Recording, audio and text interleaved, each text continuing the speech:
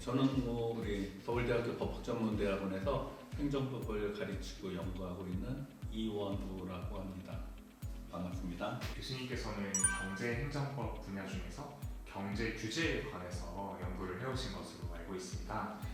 행정법의 다양한 분야 중에서 경제행정법 분야에 관심을 가지게 되신 계기가 무엇인지 여쭤보고 싶습니다. 제가 이제 학문으로서의 법학을 처음으로 관심을 가지고 시작하게 된 계기는 1985년 제가 8학번이니까 4학년 때입니다. 그때 우리나라에 온산 비철금속단지, 그게 울산 근처에 있는 조그만 시골 마을인데 거기에 우리나라 비철금속단지가 들어서고 1980년대 초중반부터 여러 가지 이상한 질병이 생기기 시작했어요. 그래서 처음에는 농작물, 그 다음에 어류들 그래서 발견되다가 이제 마을 주민들이 신경에 이상이 생기고 급기야는 한 1000여 명의 주민이 전신이 마비가 되는 그런 끔찍한 일이 있었는데 그 당시는 신문 이 보도가 자유롭지 않을 때였어요. 그래서 보도 통제가 되고 신문에는 조그맣게 딱 한 줄, 국회에서 어느 의원이 온산 괴질에 대하여 질문하였다. 5밖에는 안 나왔는데 학교에 학생회관 대자보에 여러 가지 사진과 그런 거기에 관한 상세한 보도가 있었고 그걸 보고 환경 문제가 매우 심각하고 이 문제를 해결해야 된다고 생각해서 사실은 환경 규제에 관심을 가지고 이제 대학원에 들어왔습니다. 그래서 대학원 들어와서 환경 규제에 관한 연구를 하고 논문 주제는 환경 규제에 관한 법경제학적 연구라는 제목으로 논문도 쓰고 근데 그 연구하는 과정에서 제가 깨닫게 된 게 환경 규제는 경제 규제와 동전의 양면인데 오히려 현대 사회에서 더 어떻게 보면 중요한 동의는 경제 규제겠다. 그리고 우리가 이제 환경을 보호하는 많은 그 제도들이 결국은 경제 활동을 규제하는 것들입니다. 그래서 제 관심이 자연스럽게 경제 규제로 넘어갔고 박사과정 들어와서는 이제 경제 규제에 대한 연구를 쭉 하고 그러던 중에 독일이 이제 환경 보호도 매우 발전된 나라이고 또 경제적으로도 크게 성공한 나라인데 독일에서 바로 이 분야에 대한 연구가 많이 이루어지고 있고 또 이제 나중에 제 박사학위 지도 교수님이 된 슈터버 교수님이라는 분이 저랑 관심이 딱 같았던 게 그분이 한 1400페이지짜리 아주 방대한 저서가 있는데 그 제목이 경제행정법 및 환경법이라는 것이었어요. 그래서 그분의 아이디어도 저의 문제의식은 똑같은 게 환경 규제는 이건 경제 규제다.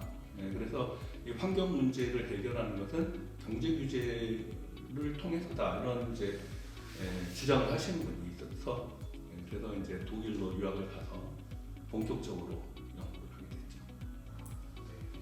그럼 다음으로는 특별행정법 분야로서 경제행정법, 경제규제 분야를 연구하시면서 그 연구 성과가 일반 행정법, 이를테면 행정법 총론이나 행정구제법 같은 영역에 어떠한 영향을 미치고 또 기여할 수 있는지 알고 싶습니다. 이 질문은 정말 이제 우리 행정법 하는 사람들한테는 아주 핵심적인 질문이라고 할 수 있는데요. 이건 경제규제법이나 경제행정법을 하는 때의 문제가 아니고 이제 모든 개별 행정법이 다 동일합니다. 사실은 행정법 총론, 행정법 일반 이론을 대학에서 배우지만 행정법 총론이나 일반 이론은 어떻게 보면 이제 형식과 틀을 제공해 주긴 하지만 그 실질적인 내용은 전부 개별 행정 영역의 구체적인 행정 문제랑 연결돼 있죠. 그러니까 행정법 총론 이론이 개별 행정법과 무관하게 생긴 이론은 하나도 없습니다. 다 어떤 특정한 영역에서의 행정이 수행하는 과정에서 문제가 제기되고 그것이 이제 추상적인 원리로 뽑아져서 이론화되는데 특히 이제 경제행정법은 오늘날 우리 사회, 문화, 정치 모든 영역에서 그 배후의 경제 논리가 있잖아요. 바보야 문제는 경제야 이런 말까지 있을 정도로 진짜 경제적인 문제가 우리 생활을 지배하고 있고 따라서 행정도 많은 곳곳 개별 행정의 뒤 배경은 사실은 경제 활동에 대한 규제라는 것과 연결이 되어 있습니다. 그러다 보니까 행정법 경제 규제에 관한 연구들이 이제 행정법 총론으로 이렇게 한 단계 추상화돼서 이론화되는 경우들이 많았고, 그거는 이제 현대뿐만 아니고 역사적으로도 예를 들면 여러분들 행정법 배우면 행정행위가 제일 중심이고 허가, 특허, 인가, 예외적 승인 이런 용어들을 배우잖아요. 그래서 행정작용 중에 어떤 건 허가고 어떤 건 특허, 어떤 건 예외적 승인이고, 그러면 그 경우에 요건, 효과는 어떻게 달라지고, 그런 이론들이 다 경제행정법에서 나온 거죠. 경제행정을 규제하는 그걸 크게 두 가지로 나누면 진입규제랑 행위규제인데, 이 진입규제가 가능합니다. 어떤 영역에서 경제활동을 하기 위해서는 허가를 받아야 되는 경우도 있고, 특허를 받아야 되는 경우도 있고, 예외적 승인을 받을 때도 있고, 인가가 필요한 경우도 있고, 그런 이론들이 사실 이제 독일에서 실제 개별적인 경제행정 규제 영역에서 사용되던 용어들을 이렇게 초당적으로 모아가지고 공통된 원리를 뽑아낸 이론이거든요. 근데 이제 우리 경제행정법 연구가 우리나라에서도 이제 기존의 그 독일 논의를 갖고 왔지만, 우리나라의 허가, 특허, 인가, 등록, 지정 여러 가지 용어가 사용되고 있는데 여기에 대한 연구가 사실은 많이 이루어지진 않았어요. 그래서 전통적인 우리 독일에서 수입한 이런 도그마틱과 우리 현실이 맞지 않는 그런 설명이 안 되는 것들이죠. 그래서 우리 흔히 배웠겠지만 강학상의 허가와 실정법상 허가는 일치하지 않았다. 그래서 허가라고 했지만 특허인 경우도 있고, 특허라고 했지만 허가인 경우도 있고, 이런 것들이 이제 우리 현재 실정법을 가지고 연구를 통해서 만들어진 개념이 아니다 보니까 이런 문제들이 이제 생기고 있는 건데, 그러나 하여튼 전통적인 이론 자체는 경제행정에 대한 연구로부터 시작되고, 예를 들면 이제 소송법도 우리 원고 적격을 확대해야 된다 이런 논의가 많고, 그게 이론적으로도 중요하고 실무도 중요하고 심지어는 변호사 시험에서도 중요한 주제잖아요. 근데 그 원고 적격을 확대해야 된다는 논의도 사실은 이제 경쟁자 소송, 경쟁 사업자끼리의 이해관계의 다툼을 매개로 해서 이게 확대되고 발전해 왔습니다. 그러니까 옆에 경쟁업체에 대해서 어떤 허가를 해줬는데 경쟁자가 그 허가 위협하다라고 과연 다툴 수 있느냐 하는 문제이죠. 그러니까 전통적인 행정법 이론이 확대 발전하는데도 사실은 그런 경제의 발전과 더불어서 경제 활동이 광범위화되고 다원화되면 그에 따른 새로운 문제들이 생기고, 그 연구가 단순히 경제행정의 문제가 아니고 이렇게 확장시켜 보면 다른 영역에서도 동일한 문제들이 있구나. 그래서 행정법 총론으로 이렇게 추상화돼서 발전하게 되는 그런 과정을 겪어왔고, 사실 역사적으로 예컨대 경찰행정법, 환경행정법, 경제행정법 말고도 건설행정법 이런 것들이 행정법 총론, 오늘날의 행정법 총론 이론을 만드는데 결정적인 역할을 했던 주요 영역들입니다. 근데 아까 말한 것처럼 환경 규제라는 것도 사실 경제 규제의 한 형태들이고, 경찰법에서도 사실은 경찰법에 여러 영역이 있지만 영업경찰이 매우 제일 중요한 주축을 이루고 있었거든요. 그러니까 그 영업경찰이라는 게 영업허가 이런 경제행정에 관한 것들이고, 그래서 하여튼 그런 개별적인 경제행정 영역에 대한 연구가 행정법 총론 발전에 기여를 하고 있고, 지금 특히 이제 디지털 대전환, 인공지능 이런 이제 문제들이 나오잖아요. 그게 우리의 전통적인 행정 절차법에는 어떤 변화가 필요한지, 우리 기존의 행정법 이론에 어떤 변화가 필요한지 이런 논의들을 지금 계속 양산해나가고 있고, 결국 그 발전된 게 이제 여러 가지 다른 행정법 영역에도 영향을 미칩니다. 왜냐하면 절차적 통제가 중요해지고 절차적 통제가 중요하다는 건 그 거버넌스의 문제가 중요하다는 것이 되고 그러면 그게 무슨 인공지능이라는 게 어느 특정한 행정 영역에 국한된 게 아니잖아요. 그러니까 일반적인 모든 행정 영역에서도 새로운 시대의 그런 행정 환경에 맞는 거버넌스는 어떻게 구축을 하고 뭐 의사 결정 구조 또는 절차의 통제 이런 것들을 어떻게 할 것인지 새로운 이제 변화들이 야기되고 있습니다. 그러면 교수님께서는 2010년에 규제 형평제도의 구상, 좋은 규제 시스템 구축을 위한 재원이라는 제목의 논문을 비롯해서 좋은 규제란 무엇인가에 대한 학문적 고민을 이어오셨고 경제 규제, 개인정보 보호 규제, 방송 통신 규제 등 다양한 영역에서의 규제를 연구하셨습니다. 그 과정에서 교수님께서 발견하신 우리나라의 행정 규제에서 나타나는 어떤 특징이 있는지 궁금합니다. 그런가 하면 교수님께서 생각하시는 좋은 규제란 무엇인가에 대해서 여쭤보고 싶습니다. 네, 진짜 이 우리나라 규제는 정말 문제가 많죠. 제가 그러고 보니까 평생 규제를 연구해 온 것 같아요.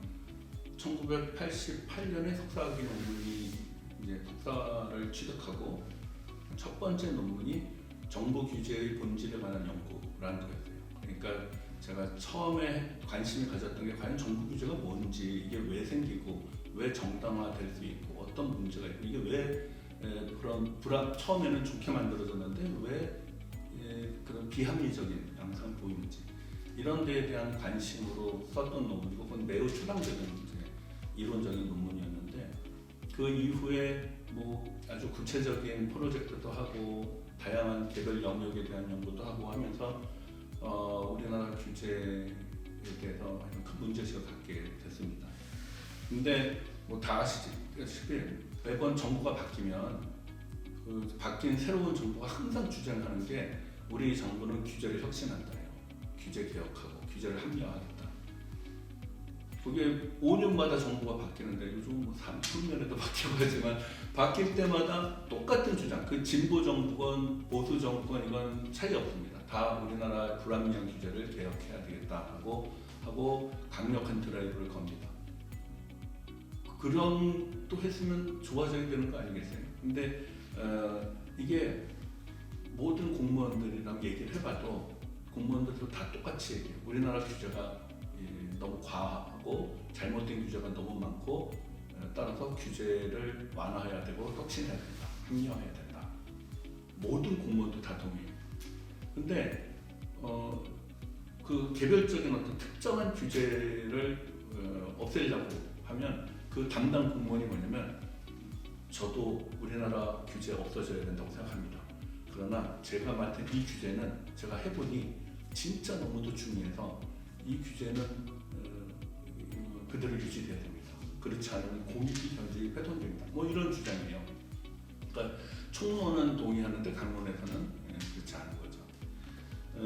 이게 이제 그 원인이 뭐냐? 전체적인 우리나라 규제 문화에 문제가 있다고 생각들어요. 이 규제 문화라는 게 우리 행정 관행, 행정 문화, 행정부를 구성하고 있는 또는 뭐 넓게 보면 정부를 구성하고 있는 구성원들이 가지고 있는 이 규제에 관한 문화, 이 규제라는 게 정부의 역할에 대한 어떤 상식, 그게 우리나라가 이제 1960년대, 70년대, 80년대를 거치면서 정부 주도의 경제 성장에서 매우 큰 성공을 했고 그 성공을 통해서 우리가 여기까지 발전을 했다는 것에 대한 자부심은 좋은데 정부는 계속 그런 역할을 해야 된다고 생각을 하는 것 같아요. 그 역할이 손상되는 거에 대해서 뭐 공무원 개개인에 대해서는 상당히 이제 자부심의 훼손이 가는 그런 느낌들을 갖는 것도 있고 또 불안해합니다.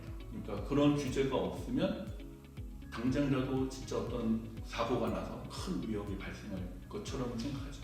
현실적으로 발생할 가능성이 뭐 거의 없는데도 이제 그런 일들이 벌어지고 다른 한편 국민들도 마찬가지예요. 국민의 입장에서도 규제에 대한 뭐랄까 의존도가 되게 심해요. 그래서 우리가 이제 포지티브 규제에서 네거티브 규제로 바뀌게 된다 그런 얘기 많이 하잖아요. 근데 법 해석의 일반 원칙에 따르면 예를 들어서 무엇을 할 수 없다라고 하면 거기에 해당되지 않는 건 당연히 반대 해석으로 할 수 있는 것이죠. 근데 우리는 규율 체계 자체가 예외적으로 다음의 경우에는 할 수 있다라고 해서 이렇게 명시하는 경우도 있지만 반대인 경우도 그러니까 이러이러한 일은 못한다라고 쓰여진 경우도 그건 당연히 못하고 그러나 거기 적혀져 있지 않은 건 그건 당연히 할 수 있는 것인데 할 수 있다는 규정이 없으면 못해요. 국민들도 그냥 하면 되는데 이거 해도 되나? 해서 물어봐요. 뭐 그러면 담당 공무원도 그러면 금지된 게 없으니까 하세요라고 해야 되는데 해도 된다는 규정이 없잖아. 그러면 못해요. 이렇게 해야 되는 것이고. 그래서 저는 뭐 한편으로는 이 문화를 바꾸지 않으면 이제 안 된다. 이걸 바꿔야 된다. 그래서 문화를 바꾸는 거는 사실은 법조문 몇 개 바꿔가지고 되는 게 아닙니다. 우리 행정규제기본법에 적어도 이제 기술 규제와 관련해서는 원칙적으로 네거티브 규제를 도입하도록 하도록 그 원칙은 선언돼 있는데 현실은 거기에 맞춰서 돌아가지 않죠. 그래서 이제 그런 문화를 점차 바꿔나가야 되는데 그래서 부분적으로 자유롭게 하도록 금지되지 않은 걸 할 수 있다고 노력을 해도 이 전체적인 문화가 바뀌지 않다 보니까 기업으로서는 이거 할 수 있어? 라는 의문을 계속 제기하고 여기에 대해서 명확하게 지침을 내려달라고 요구해요. 왜냐하면 불명확하면 언제라도 정부가 개입할 수 있다고 생각이 되고 그러면 이제 괜히 투자를 했다가 금지될 수 있으니까. 그래서 이제 이런 문제가 해결돼야 되는데 이게 우리 국가만이 그런 게 아니고 회사들도 그래요. 회사들도 회사 안에서 여러 가지 기업 내부에서 창의적인 활동을 해야 되는데 이런저런 이유로 회사에서 규정을 만들어서 못하게 하는 게 많고 대학도 그렇습니다. 저는 창의와 혁신, 도전 이런 것들은 그걸 어떻게 하면 혁신이 일어나는지를 배워서 이루어지는 게 아니라고 생각해요. 저는 자유를 주고 아무거나 마음대로 할 수 있게 해주고 하는 거에 대해서 도움을 줄 수 있으면 자유를 충분히 줘서 자유롭게 하고 싶은 연구, 하고 싶은 그런 교과과정 운영을 하면 창의는 발현돼요. 자유로부터 창의와 혁신이 나오는 것인데 우리는 그 결과물인 창의와 혁신을 바로 교육을 통해서 만들어내려고 해요. 그래서 일단은 저는 이제 학교도 정말 자유롭게 좀 교수님들도 뭐 무슨 어떤 새로운 연구를 한다든지 또 교육으로 대학의 교과과정을 만든다든지 교과과정 운영 방식을 좀 더 예컨대 이론과 뭐 현장 학습과 조화해가지고 뭐 다양한 방식으로 실무 소득도 하고 아니면 뭐 어떤 그 실습 마찰해서 한 달 안에 또는 2주 안에 수업을 다 끝내고 나머지 시간에 인턴십을 한다든지 뭐 다양한 방식의 아이디어를 내는데 그 규정상 못하는 거나 아니면 심지어는 규정이 있는데도 규정상 할 수 있는 우리가 그런 집중 강좌 제도는 벌써 옛날에 도입했는데도 못하고 있어요. 집중 강좌하면 다른 과목 교과목 운영이 지장을 준다. 뭐 이런 이유들로 해서 못하게 하죠. 그러니까 무엇이든지 새로운 일을 하려고 하면 이거 해도 되나? 일단 자기 검열부터 시작해요. 그러면 이게 진짜 자유로운 나라인가? 라는 이제 문제 의식이 생깁니다. 정말로 자유롭게 명확히 금지된 것들이 아닌 건 자유롭게 학생들도 그렇고 교수들도 실험할 수 있어야 돼요. 기업들도 마찬가지로. 그러면 정말로 창의적인 무엇이 나올 수 있어요. 근데 그렇지 않고 주어진 틀로 요걸 거쳐서 해라 그러면 새로운 걸 우리가 만들어내기는 어렵습니다. 그래서 이제 그런 점에서 우리 규제 문화, 규제 관행 이런 것들은 이제 전반적으로 개선하는 노력이 있어야 되겠다 그런 생각을 들고 사실은 뭐 그런 고민 중에 하나가 이제 사실 규제 형평 제도인데 규제 형평의 핵심은 우리가 법을 만들 때는 이게 이제 제가 뭐 생각하는 좋은 규제인 것인데 법은 에버리지를 규율하죠. 그래서 법이라는 것은 어떤 특정한 한 사안을 위한 게 아니고 그것과 유사한 경우에 일반적으로 사람들이 준수해야 되는 기준을 만드는 겁니다. 그러면 다양한 현실을 그러니까 유사한 것끼리 그룹을 모아서 그것을 추상화하죠. 그것들 공통적인 내용을 추상화시키면 그게 이제 예컨대 현실이 이렇게 삐삐삐 돼 있는데 에버리지로 줄을 딱 그면 어디는 기준보다 올라가 있고 어디는 기준보다 내려가 있어요. 그리고 어떤 거는 그 기준에서 뚝 떨어져 있을 수도 있죠. 이런 이제 문제들이 실제로 법을 적용하다 보면 그 법대로 했을 때 부당한 경우들이 많이 발생하게 됩니다. 그래서 우리가 규제를 만들 때 생각하지 못했던 그런 상황에 처하는 경우들이 많기 때문에 그런 경우에는 이 법의 입법 취지에 비추어서 예외적인 절차를 통해서 그 예외를 허용해 줄 수 있어야 되거든요. 그게 유연한 규제이고 특히 이제 오늘날과 같이 과학기술이 급속도로 발전하는 경우에는 미래를 예측하기가 어렵습니다. 미래를 예측하기 어려우니까 우리가 법 안에 앞으로 발생할 일들을 다 담을 수가 없죠. 그러니까 우리가 예견 가능한 것만 법 안에 담아놨으니까. 그래서 그런 새로운 변화에 유연하게 대응할 수 있는 규제 시스템을 만들어야 된다. 그러면 이제 우리 사회가 상당히 좀 갈수록 또 다원적이고 새로운 일들이 많이 발생하기 때문에 하나의 룰로 모든 것을 다 해결하려고 하는 그런 방식으로부터 조금 더 개별화된 어프로치, 개별화된 맞춤형 규제 같은 것들이 이제 필요하다고 생각하고 그런 규제가 뭐 좋은 규제가 아닐까 이렇게 생각하고 있습니다. 그러면 이번에는 교수님께서는 과학기술정보통신부 디지털 플랫폼 정책 포럼 위원장, 또 AI 시대를 맞아서 방송통신위원회, 인공지능 서비스 이용자보호 민간협의회 위원장 등을 역임하시면서 플랫폼, 인공지능 등의 발전으로 빠르게 변화하는 행정 현실 속에서 정책 수립에도 힘쓰신 바 있습니다. 이처럼 변화하는 행정 현실 속에서 현재 관심을 갖고 계시는 연구 주제는 무엇인지, 그리고 또 앞으로 행정법 연구자들의 과제는 무엇인지 여쭤보고 싶습니다. 네. 뭐 이건 뭐 어떻게 보면 전통적인 답변이라고 볼 수 있는데 행정은 끊임없이 동태적으로 변화합니다. 그러니까 행정법도 끊임없이 동태적으로 변화할 수밖에 없죠.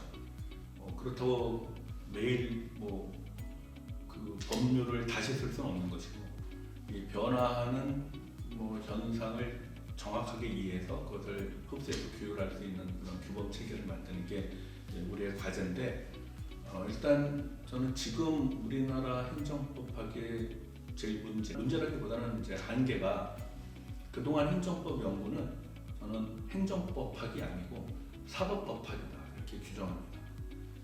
행정법학은 행정에 관한 법을 연구해야 되는데 우리 행정법의 주요 내용은 여러분 이제 공부해 보시면 다 사법 통제예요. 그래서 이게 처분성이 있는지, 행정 처분에 해당하는지 아닌지, 원고 적격이 있는지, 권리가 침해되는지 아닌지, 이런 이제 재량 문제도 사법 심사의 강도는 어떤지, 전부 소송 중심으로 중요한 법 문제들을 다루고 행정법 연구의 대부분이 그런 행정소송 법학, 특히 그 중에도 소송 요건에 관한 연구들이 대부분입니다. 그러니까 사실은 사법법학이죠. 그러니까 법원의 재판 규범, 법원이 재판을 할 때는 어떤 룰에 따라 해야 된다라는 걸 연구하는 거예요. 그래서 이제 저는 그걸 사법법학이다 이렇게 얘기를 하는데 행정법학은 행정이 어떤 규범에 따라야 되는지, 행정을 규율하는 규범은 어때야 되는지에 대한 연구가 그걸 연구하는 학문이 행정법학이다 이렇게 보고 그거는 재판 규범 물론 나중에 재판 규범에도 사용되겠지만 행위규범으로서의 행정법이 훨씬 더 중요하다. 그 이유는 우리가 소송이라는 건 행정부의 행정활동 중에 문제가 생겨서 소송으로 가는 경우는 극히 예외적인 경우입니다. 그러니까 사람으로 말하면 아파서 병원 가는 거예요. 근데 아파서 병원 갈 때 병원에서 우리의 그런 병리학이죠. 그걸 당연히 중요하지만 그러면 병원 가기 전 단계 평소의 생활에서의 우리 건강은 어떻게 봐야 되느냐? 그럼 어떻게 하면 건강이 유지될 것이고 건강한 생활 습관이나 생활 규칙은 뭐고 그게 행정법학의 주요 내용이 되어야 된다.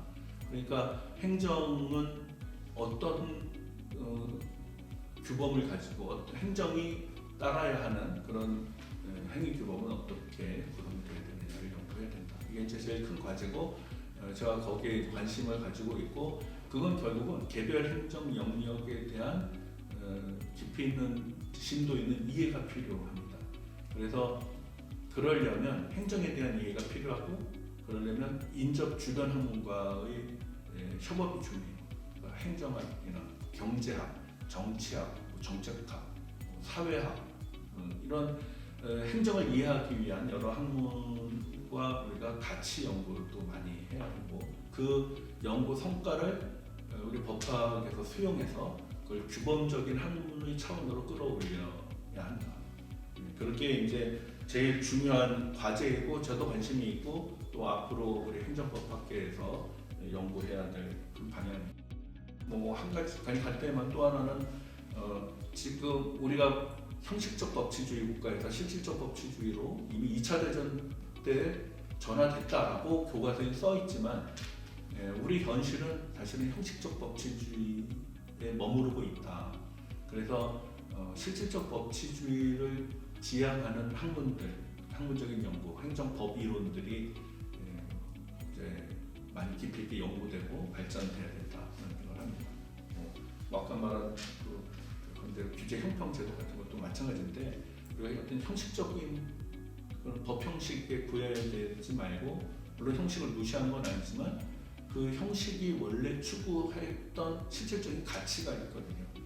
우리가 법을 만들 때 추상화하고 형식적인 그런 틀을 이제 만들어내는 거죠. 입법이라는 건. 그래서 구체적 개별적인 사안들을 추상화해서 거기 공통된 원리를 발견해서 법을 만들어요. 이건 형식이죠.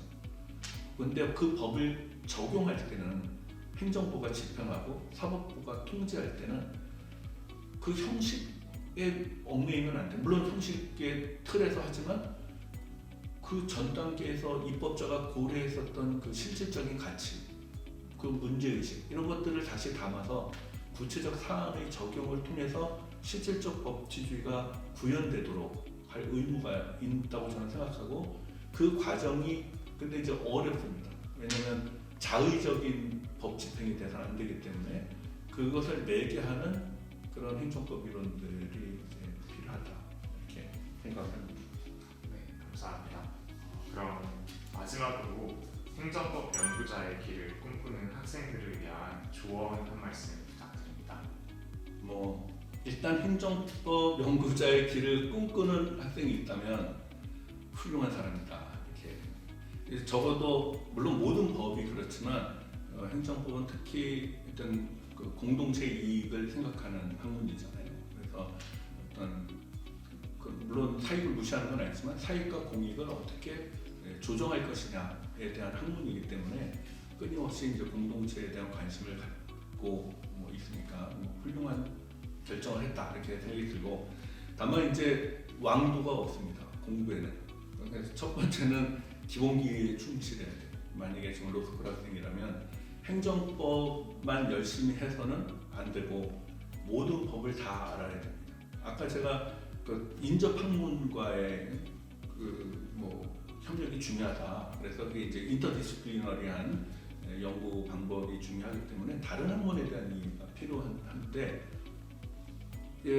우리가 그 학제적 연구를 막 주장을 하는데 막상 그걸 이제 우리의 법학 내부에서의 공동 작업, 그 인트라디시플리너리 한 연구는 의외로 많지 않아요. 그래서 근데 특히 행정법은 헌법, 민법, 형법, 민사소송법, 뭐 형사소송법 다 관계된 학문이거든요. 그래서 이 다른 기본적인 우리 법학 내부의 다른 분과 학문에 대한 정말 기본기가 튼튼해야 된다. 그래야 행정법을 정확하게 할 수 있다는 것이고, 두 번째는 뭐 지금 말한 인자 사회과학에 대해서도 끊임없이 관심을 가져야 되고, 뭐 또 국가사회 공동체에 항상 관심을 가져라. 제가 그 옛날 학부 수업할 때 행정법 첫 시간에 항상 하던 말이 있습니다. 한 손엔 법전을, 한 손엔 신문을 이렇게 얘기해요. 이건 이제 폴 바르트라라고 하는 신학자가 한 말인데 한 손엔 성경을, 한 손엔 신문을. 현실의 문제에 관심을 갖고 현실을 규율할 수 있는 그런 이제 그 신학이 되어야 된다는 건데, 행정법도 마찬가지로 특히 행정법은 우리 사회 현실과 밀접한 학문이기 때문에 우리 사회에서 어떤 일이 벌어지고 있는지, 그 우리가 겪고 있는 문제는 뭐고 그 문제의 근원에 뭐가 있는지, 여기에 대한 고민이 깊어지면 행정법 연구의 깊이도 깊어질 수 있을 거라고 생각이 됩니다. 그래서 그리고 마지막으로 진짜 한마디 한다면 비판적 이성이 학문의 핵심이라고 할 수 있거든요. 그래서 어떤 경우도 타협하지 않는, 그러니까 물론 이렇게 융화하고 타협을 해야 되지. 그러나 정말로 이성의 칼날을 간직해야 된다. 저는 이제 끊임없이 본질에 대한 고민들이 이제 필요하다 생각됩니다. 그럼 오늘 인터뷰를 이것으로 마치겠습니다. 귀한 말씀 감사합니다, 교수님. 네, 고맙습니다.